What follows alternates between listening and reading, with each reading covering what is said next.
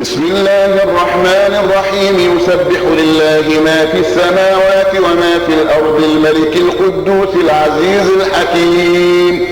هو الذي بعث في الأميين رسولا منهم يتلو عليهم آياته ويزكيهم ويعلمهم الكتاب والحكمة وإن كانوا من قبل لفي ضلال مبين وآخرين منهم لما يلحقوا بهم وهو العزيز الحكيم. ذلك فضل الله يؤتيه من يشاء والله ذو الفضل العظيم. مثل الذين حملوا التوراة ثم لم يحملوها كمثل الحمار يحمل أسفارا بئس مثل القوم الذين كذبوا بآيات الله والله لا يهدي القوم الظالمين.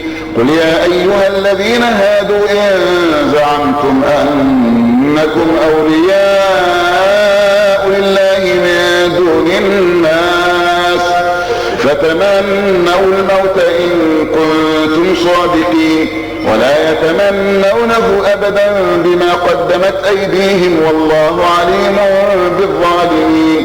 قل إن الموت الذي تفرون منه فإنه ملاقيكم ثم تردون إلى عالم الغيب والشهادة فينبئكم بما كنتم تعملون. يا أيها الذين آمنوا إذا نودي للصلاة من يوم الجمعة فاسعوا إلى ذكر الله وذروا البيع ذلكم خير لكم إن كنتم تعلمون.